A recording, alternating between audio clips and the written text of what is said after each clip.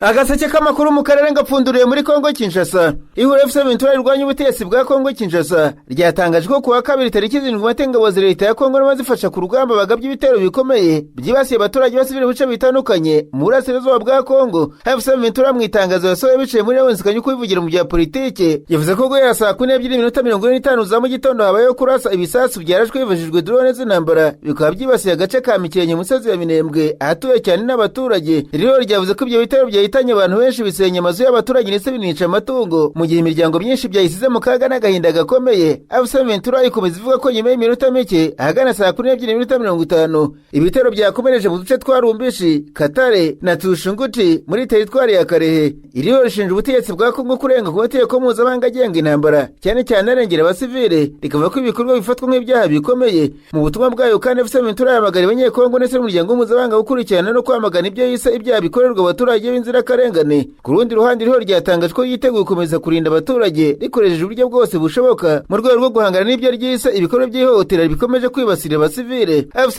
yatangaje mu gihe amakuru ava ko kuwa mbere ku tariki 6 Mata ingabo zaho zigaruriye uduce twa Bishaka, Chambombo, Katare, Kafufura, Katanga na Kaziba ko muri grupuma ya Zeraro muri Karehe nyuma yo kutwirukana n'ibiro ry'ingabo leta ya Kongo. Ku rundi ruhande ari kandi ikinyamakuru Actualité cyavuze ko umutekano ukiri ikibazo gikomeye mu gice cy'amajyaruguru y'akarere ka Walikare ni muri Kivu Amajyaruguru aho minsi yashize hagaragaye umutwe w'inyeshyamba za FC nk'uko amakuru y'abaturage babo bivuga inyeshyamba kuva kuwa gatandatu tariki 4 Mata zagiye zikomeza kwisuganya mu duce dutandukanye tw'ingenzi muri utwo duce harimo Bukumbirwa ndetse na Ihura biri muri Ikobo na Kisimba mu karere ka Walikare ndetse na Maremu mu murenge wa Bushari Mokoto hegeranye na Masisi. Ubwo kandi amakuru aturuka mu Busuwisi atangazwa avuga ko ibiganiro by'amahoro hagati ya FC na leta ya Kongo Kinshasa byahimaze igihe biridoye muri Katari byiburiwe mu iki gihugu cy'Iburayi mu gihe intambara iranirwa muri Israel na Leta Zunze Ubumwe za Amerika igira ingaruka ku mutekano n'imigendekere y'ibyo biganiro. Ibi biganiro bimaze igihe biridoye muri Katari byari bigamije gushaka umuti w'intambara imaze igihe muri Sezo bwa Kongo Kinshasa aho umutwe wa FC wanganye na leta ya Kongo. Amakuru aheruka kugaragaza ko kwimura ibiganiro byakozwe mu rwego rwo gukomeza inzira y'amahoro n'ubwo umutekano ku rwego mpuzamahanga ukomeje guhungabana. Mu gihe ibiganiro bikomeje FC ngo amaze kugaragaza ko ititeguye kuva mu bice genzura. Abagarariye umutwe mu biganiro bavuze ko ibyo bice byafashwe ari ibyabohowe bityo ko bidashobora gusubira inyuma.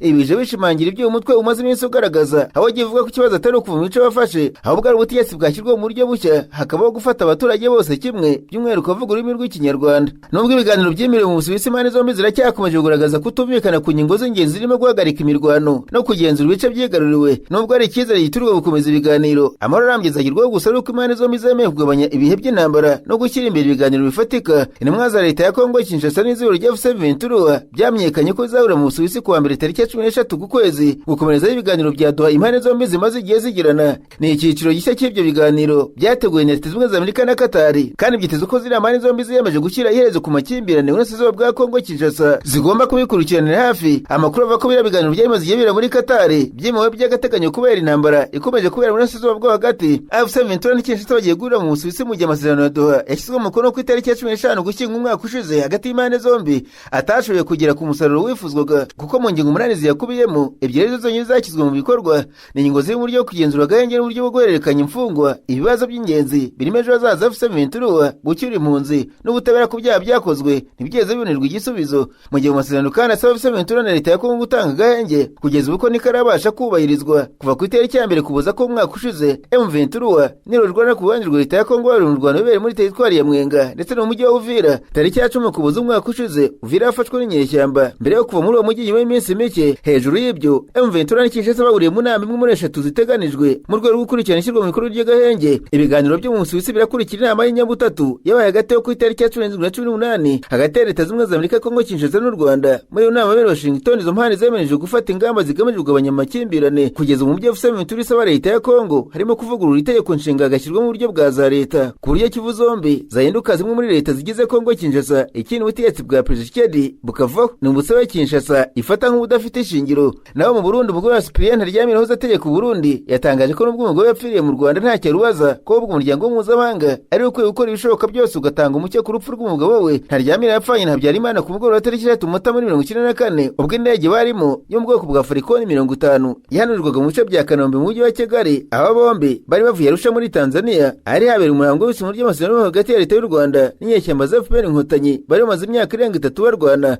Amaperereza atandukanye kuba yarano indege yari itwaye Perezida Habyarimana Ntaryamira ntacyo yigeze ageraho ndetse muri Gashyantare mu myaka imyaka 4 ishize urukiko rusesa imanza mu Bufaransa rwategetse ko dosiye y'iperereza kuri raswa y'iriya ndege ifungwa nyuma y'imyaka irenga 20 iperereza. Icyakora bikekwa ko iriya ndege yahanuwe n'abaheza ngo niba abahutu batifuza ko amasezerano yarusha yasinywa. Nyuma y'imyaka 32 Ntaryamira yishwe, umugore Silvana Ntaryamira yagaragaje ko umuryango mpuzamahanga ari ugomba gutanga umucyo ku rupfu rw'umugabo we aho kuba u Rwanda. Mu kiganiro na televiziyo TV5 Monde ati ntacyo nsaba u Rwanda mu buryo bwihariye, ariko nabwira umuryango mpuzamahanga muri rusange kubera ko nibyo ni ikibazo cyabereye mu Rwanda ariko kigizwe muri n'amahanga. Rero ndasaba umuryango mpuzamahanga wose gukora ibishoboka byose kugira ngo umucyo uboneke. Madame Ntaryamira kandi avuga ko leta y'u Burundi nayo igomba kwigiramo uruhare ngo kuko yayisabye kenshi kwandikira umuryango w'abibumbye kugira ngo ushyireho komisiyo yihariye igomba gukora iperereza ku cyateye iriya manuka y'indege, ariko kugeza ubu nta kirabikoraho. Nararanganije amaso ibinyamakuru byandikirwa muri Tanzania. Abanyamakuru bakiza amakaramu ku mpapuro barandika baritswe umwepiskopi wa Kiliziya Gatolika yamaganye uburyarya bwa politike nyamara Tanzania iri mu ikorosi ry'imiyoborere. Musenyeri Stefano Musomba wo muri diocese ya Bagamoyo yatanze ubutumwa bukomeye bunenga icyerekezo cya politike ya Tanzania, agaragaza ko umuco wo gusenyiza no gucinya inkoro cyane ku buyobozi no gutandukira ukuri uri gusenya indangagaciro za Tanzania. Ikinyamakuru The Chanzo cyavuze ko umunyedini mu isengesho ryo kuwa gatanu mutagatifu yifashishije urugero rw'urubanza rwaciriwe Yezu, avuga ko ibyamubayeho nabo bitandukanye n'ibiri kuba mu gihugu, amaramuko yatsindagiye ukuri, asaba abayobozi na Rwanda guhinduka. Amagambo ya Musenyeri aje mu gihugu kiri ibibazo bya politike bikomeye byatewe n'amatora rusange yo ku itariki 29 z'ukwezi kwakira ko mwaka ushize utavugwaho rumwe. Perezida Samia Suluhu Hassan yatangajwe nk'uwatsinze hafi ku majwi 100%. Ibintu byaruranye n'imyigaragambyo idasanzwe yakwiriye mu gihugu hose. Igikorwa cyo guhashya imyigaragambyo cyakurikiyeho cyakozwe na leta ya Tanzania cyateye impfu z'abantu magana, ndetse ngo hanagaragaye ihunyurwa rikomeye ry'uburenganzira bw'abantu ryakozwe n'inzego z'umutekano. Insanganyamatsiko y'ingenzi ku nyigisho za Musenyeri Musomba yari ukugaragaza ububi bw'ibikorwa byo kuramya ubuyobozi muri politike rizwi mu giswahili nka ucawa, imico cyangwa se imikorere, ndetse na cawa cyangwa se umuntu ubikora. Yaburiye ko kwiyongera ko abantu bashimagiza abayobozi mu buryo burenze urugero biri kwangiza iterambere ry'igihugu n'imiyoborere yacyo. Yagaragaje ko rero kuko uyu muco wo gushimagiza abayobozi ubudasiba wamaze kwinjira mu nzego zose z'igihugu harimo n'inteko ishinga amategeko y'igihugu. Musenyeri yavuze ko inteko ishinga amategeko yuzuyemo abantu bashimagiza ubuyobozi aho kubugenzura, ibintu bitandukanye cyane n'ibihe byashize aho abayobozi bahatirwaga kwegura iyo bahuraga n'ukuri. Musenyeri atubujya mu nteko ishinga amategeko ugasanga nawe yuzuyemo abantu b'inkoma maki. Turifuza ko mugenzura ibikorwa bya guverinoma atari uko bashimagiza abayobozi gusa. Kera habagaho kubazwa inshingano, kandi mu mateka twabonye abantu babwirwa ukuri bagafata icyemezo cyo kwegura ku myanya yabo. Ubu hasigaye ari ukwivovota gusa. Tuzagiza ryari tuva gusa tutagira icyo dukora niko yibaza. Musenyeri yaburiye ko gushyira umuntu wese ku rwego rw'Imana binyuze mu kumushimagiza ubudasiba ari ikosa rikomeye. Ashimangira ko Imana ari yonyine ikwiye gusengwa no guhimbazwa, kandi ko abayobozi b'abantu bakeneye kubwirwa ukuri no kunengwa mu buryo bwubaka kugira ngo bashobore kuyobora neza. Musenyeri Musomba yanagarutse ku kibazo cy'isange cyangirika ry'imyitwarire mu muryango, agaragaza ko hari imyitwarire iteye inkeke muri Tanzania aho abaturage bishimira urupfu rw'umunyapolitike. Yavuze ko ari ukwitandukanya gukomeye n'indangagaciro z'umuco nyafurika ushyira mu gaciro gakomeye ubuzima n'urupfu. Ati uyu munsi twivovota cyane kubera ko twirinda kuvuga ukuri. Si ibisanzwe umuco wacu nyafurika ko umuntu apfa uyu munsi maze mukishima. Si ibisanzwe turarira kugeza batwaye umurambo, ariko uyu munsi abantu bose bari kwishimira abapfu. Mu minsi yashize hagaragara imyitwarire ikomeje kwiyongera mu baturage bamwe aho bishimira urupfu rw'abayobozi ba leta n'abagize ishyaka riri ku butegetsi rya CCM. Iyi myitwarire ngo ishingiye kwemera ko urupfu ari igihano cy'Imana ku by'abayobozi bakekwa gukorera abaturage. Uyu muco wongeye kugaragara cyane nyuma y'urupfu rwa William Lukuvi wari ukomeye cyane mu shyaka CCM, bituma inzego z'ubutegetsi muri Tanzania zitanga ubutumwa bukomeye buburira abantu bitabira bene ibyo bikorwa bigayitse byo kwishimira umuyobozi wapfuye. Ariko mu nyigisho ze Musenyeri Musomba yasabye abakirisitu kureba ibiranga iki kibazo cy'imyitwarire mibi mu muryango no gusuzuma imizi yacyo. Yavuze ko imyitwarire idasanzwe ku rupfu iterwa n'amarangamutima akomeye y'ubutabera buke no kwiyumvamo ko uburenganzira bwabo bwirengagijwe cyangwa se bwahonyowe. Ati twicare hamwe tuganire aho twahuriye n'ikosa, wenda ndimo kwishimira ko nta muntu unyitayeho, wenda uburenganzira bwanjye ntibwubahirijwe, ariyo mpamvu ndimo kwishima. Rero turebe inkomoko ituma turi uko turi, impamvu tugeze kuri iyi ntera. Iyi mpanuro yo kwitekereza bishimangira amagambo y'abayobozi b'amadini bamaze iminsi bavuga ku kibazo cy'amatora cyatangira. Kiliziya Gatolika yagiye ivuga neza ko idashyigikiye ibikorwa by'urugomo, aho Musenyeri mukuru wa Dar es Salaam Jude Tadeus Ruwenchi mbere yaburiye ko nta mahoro ashoboka hatabayeho ubutabera. Mu gusubiza avuga ko abayobozi b'amadini batagomba kwivanga muri politiki, Musenyeri Musomba yashimangiye ko Kiliziya itazahwema kwamagana akarengane. Yahanze igitekerezo cyo kwemera politiki ishobora gutandukana iyo ibibazo by'imyitwarire bigeze ku mugaragaro. Nasimbukiye muri Kenya, abanyamakuru bicaye imbere ya mudasobwa barandika banditswe abayobozi bari mu Ihuriro ry'Ikenya Kwanza bashinje Waziri Perezida wa Kenya Uhuru Kenyatta guteza amacakubiri ashingiye ku moko mu baturage mu gihe bitegura amatora rusange umwaka utaha. Mu ijambo yavuze mu muhango wo gushyingura nyina Owen Baya wo muri Cliff North, Dorothy Baya Moeri ku cyumweru, umunyamabanga mukuru w'ishyirahamwe ry'abakozi bo muri Kenya rizwi nka KOTU Francis Atori yavuze ko amagambo y'Uhuru Kenyatta ashyirwango mu baturage amusaba kureka politiki akigira mu zabukuru atanduranije cyane. Ikinyamakuru The Citizen cyavuze ko Atori yavuze ko Uhuru ntacyo afashe impuzamashyaka yishyize hamwe cyane kandi ko yikoze ubusa rutazatorerwa manda nshya ku majwi menshi cyane. Atwara yavuze ko nta n'ishyaka rihanganye na leta muri Kenya muri iki gihe kandi ko perezida Uhuru Kenyatta agomba guhagarika guteza amacakubiri ashingiye ku moko mu Banyakenya. Francis Atwara yibutsa Uhuru Kenyatta ko yabaye perezida kubera Ruto kandi ko yananiwe gufasha Raila Odinga kuba perezida yarakiri umunyamubasha mu gihugu bagomba kuzibukira. Umujyanama perezida William Ruto Farouk Kibet ku ruhande rwe yavuze ko politiki ishingiye ku moko itazemerwa mu gihugu kandi ko abayobozi b'amadini batagomba kwemera ko politiki y'abanyapolitiki nk'abo bajya kuyisakaza bakoresheje insengero. Ati nasaba pasiteri kwanga umwanya abayobozi bateza amacakubiri ashingiye ku moko mu Banyakenya kandi ntushobora kwitwaza ko uri perezida kugira ngo ube urwango. Agaseke k'amakuru mu karere gapfundikire muri Uganda abanyamakuru bakoze ba muri no barandika ko perezida w'ishyaka Democratic Party rwanya ubutegetsi muri Uganda Bwana Nubati Mo yavuze ko yiteguye kujya mu ngando y'ishyaka NRM muri ku butegetsi zamara icyumweru mu karere ka Cyankwanzi. Ikinyamakuru The New Vision cyavuze ko umugabo usanzwe uri minisitiri w'ubutabera n'itegeko nshinga yatunguranye ubwo yafataga uyu mwanzuro kuko bari bazi ko atajyayo. Bwana Mo bavuga ko mu marushanwa mpuzamahanga ikipe y'igihugu ihurizwa hamwe igahagararira igihugu kandi buri wese yavuye mu gice cyihariye akabona ko bamwe ishyaka DP bitamuza kwitabira umweru w'ishyaka bahanganye. Ikinyamakuru The New Vision kibuza ko Bwana Mo mu myaka ine ishize yasinye amasezerano yo gufatanya na Perezida Museveni akaba abiheraho avuga ko cyazakenera muri politiki bitazasaba ko ajya mu muhanda bazumvikana. Perezida Museveni amurwanya mushinja ko atari umuntu wumvikana ukunze kugura n'ibigeze gukusangira ubutegetsi. Ishyaka NRM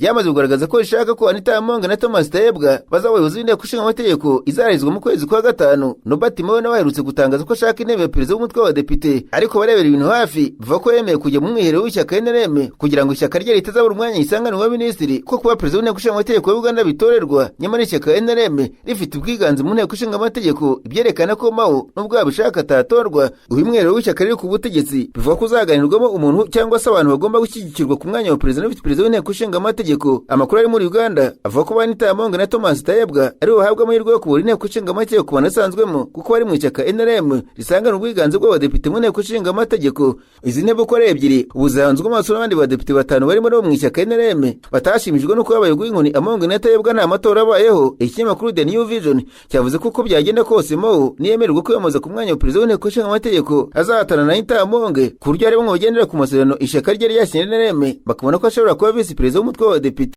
Muri Afurika bambwira ko abakinnyi barindwi mu ikipe y'umupira w'amaguru muri Ethiopia yatsinze Eswatini mu cyumweru gishize mu ntsinzi yanitse amateka ntibasubiye mu gihugu cyabo nk'uko umuntu uri hafi y'iyo kipe yabwiye ikinyamakuru BBC. Mu gihe bamwe mu bakirana bafashe indege bagasubira iwabo bahagurukiye muri Afurika y'Epfo ituranye na Eswatini, abo barindwi biva ko baturutse mu myaka ya vuba ngaho ishize. Byabayeho kenshi ko Abanyaritiriya bagiye hanze guhatana mu mikino mpuzamahanga inyuranye batasubiye mu gihugu cyabo. Imiryango irengera uburenganzira bwa muntu isobanura leta yasimara nk'ikanamiza cyane ikirego abatetsi bahakana nubwo Eritrea ituwe n'abaturage bakeya bagereranwe ko barenga gato 3 n'igice. Abanyaritiriya barirwa mu bihumbi magana basabye ubuhungiro mu mahanga. Inkuru yo gutoroka ko abakinnyi izashigesha iyi kipe nyuma yo gutsinda Eswatini ibitego 2-1 no kuri intsinzi y'ibitego 4-1 mu mikino yombi. Iyo kipe yarimo kwishimira gusubira mu matsinda yo guhatanira ikiye gukina imikino y'igikombe cya Afurika cy'ibihugu ku nshuro ya mbere mu myaka 19 ishize. Abakinnyi 10 bonyine muri 20 bagize iyo kipe nabo babaga muri Ethiopia ndetse 3 gusa muri bo harimo kapiteni w'iyo kipe Ambrelo Mutrezigi uwasiwe mu gihugu cyabo nk'uko abantu bari mu murwa mukuru wasimara babibwiye ishami rya BBC ritangaza amakuru muri rurimi rwa Tigirinya. Nubwo bidasobanutse neza abakinnyi babo irengero bagiye, amakuru agaragaza ko bamwe muri bo babonye muri Afurika y'Epfo. Reka nsoreze mu mahanga wo kuwa mbere Perezida wa Amerika Donald Trump yakangije kurimbura Iran mu ijoro rimwe n'ibitemewe amasezerano yo kongera gufungura umuhora Hormuz bitarenze saa 2 za nijoro ku isaha ya Washington kuri uyu wa kabiri, no kuvuga saa 8 za nijoro zo kuwa gatatu ku isaha Burundi no mu Rwanda. Ariko na mbere y'icyo gikangisho gishya ibihugu bimwe byo muri Aziya byamaze kugira amasezerano na Iran atuma amato yayo akoresha iyo nzira y'ingenzi cyane mu bwikorezi bwo mu mazi magari. Ibihugu byo ku mugabane wa Aziya icyavuga ngaho cyane ni Philippines mu buryo bw'umwihariko cyashishikajwe no kugira amasezerano na Iran kuko ubukungu bwacyo bucungira cyane ku ngufu ziva mu kigobe cy'Abarabu. Iyo nzira y'ingenzi cyane iteje ubucyamenano bukomeye nyuma y'uko Iran ihimuye ku bitero byo mu kirere bya Amerika na Israel igakangisha kugaba ibitero ku mato anyura muri uwo muhora. Ibiciro by'ibikomoka kuri peteroli byaratumbagiye kuva abahungabana kuri iyo nzira ifunganye y'amato inyuramo 1/5 cy'imitwaro y'ingufu zikoreshwa ku isi. Mu cyumweru gishize Trump yavuze ko Amerika idakeneye ibikomoka kuri peteroli byo mu kigobe cy'Abarabu. Yashishikarije kenshi ibihugu bicungira ku ngufu zo muri ako karere kohereza amato y'intambara mu muhora Hormuz ndetse agafata iya mbere mu gutuma ubwikorezi bushobora gusubukurwa. Mu byumweru byavuga ngaho bishize ibihugu byinshi byo muri Aziya birimo Pakistan, Buhinde na Philippines byagiranye amasezerano na Iran yo kureka amato amwe n'amakanyura muri uwo muhora mu mutekano. Ubushinwa nabwo bwemeye ko amato yabwo nayo yakoresheje uwo muhora. Hari ibibazo bikiro bireba n'urwego kuko kwizezwa umutekano kugeraho ndetse n'uburambe amasezerano na Iran azagira ntaramenyekana niba uko kwizezwa umutekano kureba gusa amato amwe n'amwe cyangwa se amato yose y'ibihugu runaka nk'uko bivugwa na Dimitris Maniatis wo mu kigo cy'ubugishwanama ku ngendo z'amato cyitwa Markis cyo mu Bugereki, nyamara ibihugu bikeneye ingufu zo mu kigobe cy'Abarabu uhirimo kubona ko bigomba gukorana na Iran kugira ngo bishobore gusubukura ubwikorezi bunyura muri uwo muhora, nk'uko bivugwa na Professor Roque Shi wigisha muri kaminuza y'ikoranabuhanga ya Sydney muri Australia. Igihugu cya Philippines nicyo cyavanga cyane giherutse kugira amasezerano na Iran. Abategetsi bo muri Iran bizeje inzira itekanye nta nkomyi kandi yihuse ku mato yose ya Philippines anyura muri iyo nzira yo mu mazi magari, nk'uko bivugwa na Teresa Lazaro, minisitiri w'abanyamahanga w'icyo gihugu cyo muri Aziya y'Amajyepfo ashyira Iburasirazuba. Yavuze ko amasezerano yagizwe nyuma y'ikiganiro cy'ingirakamaro cyane kuri telefone yagiranye na Iran kuwa kane ko ari ingenzi cyane mu gufasha gutuma haboneka ingufu n'ifumbire. Philippines itumiza 98% by'ibikomoka kuri peteroli byayo muri Burasirazuba bwo hagati, ndetse yabaye igihugu cya mbere cyatangaje ibi bidasanzwe mu gihugu mu rwego rw'ingufu nyuma yo kubiciro by'ibikomoka kuri peteroli muri icyo gihugu byikubye inshuro zirenga ebyiri nyuma y'uko intambara ya Amerika, Israel na Iran itangiye. Haracyari ugushidikanya ku bivugwa na Iran ko uwo muhora ufunguye ku bihugu byose uretse Amerika n'inshuti zayo, nk'uko bivugwa na Roger Buke, umushakashatsi wo mu kigo cy'amasomo ajyanye n'ingufu yo muri kaminuza nkuru ya Singapore. Yavuze ko Philippines akenshi ikunze kuba nk'inshuti ya Amerika ari urugero ruteye amatsiko rushobora kumvikanisha ko Iran ishaka gushyira mu byiciro tuko bigaragara Iran irimo gutandukanya hagati y'urugaga rw'icyo gihugu no kwitabira intambara kwacyo. Ibindi bihugu nabyo byagiranye ibiganiro na Iran.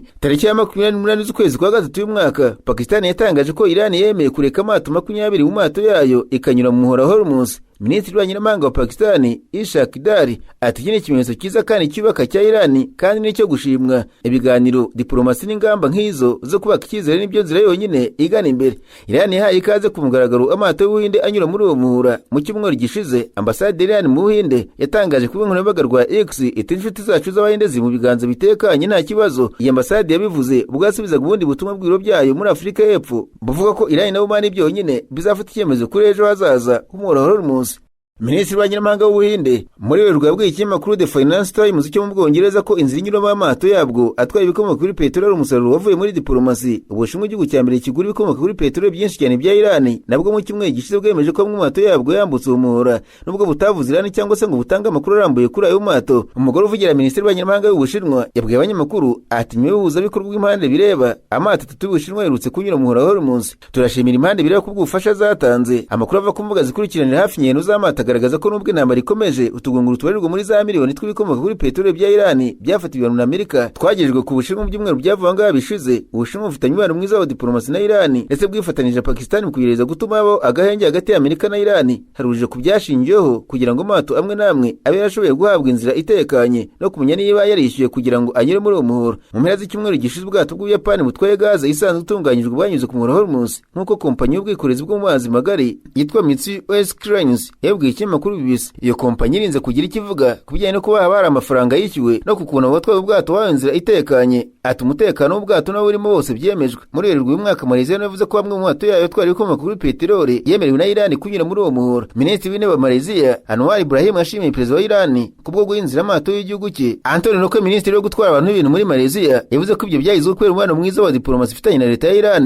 nk'uko byatangajwe n'ibitangazamakuru byo muri Malaysia. Ntibisobanutse niba andi mato Malaysia nayo azemererwa kuhanyura. Hafi y'ibya gatatu by'ibikomoka kuri peteroli Malaysia itumiza mu mahanga biva mu kigobe cy'Abarabu. Ingaruka z'amasezerano ku bindi bihugu ziracyateje urujijo. Urugero niba ibindi bihugu bizahindura bikandikisha amato yabyo mu bihugu byemerewe kunyura muri uwo muhora. Amato menshi atwaye ibikomoka kuri peteroli ubu ngubu akoresha amabendera y'ibihugu nka Panama n'Ibirwa bya Marshall. Ibyo bihugu bikaba bitaremerewe inzira itekanye nk'uko Maniatis yabivuze. Ariko Shi yanzwe mu bukungu bujyanye n'ingufu muri kaminuza yo muri Australia yavuze ko n'ubwo amasezerano ari intambwe ikomeye ya diplomasi yatewe atari umuti w'ikibazo. Ntibiramenyekana igihe kuko kwizezwa umutekano muri uwo muhora kuzamara n'ukuntu ibikorwa bya gisirikare byo mu karere bizabigiraho ingaruka.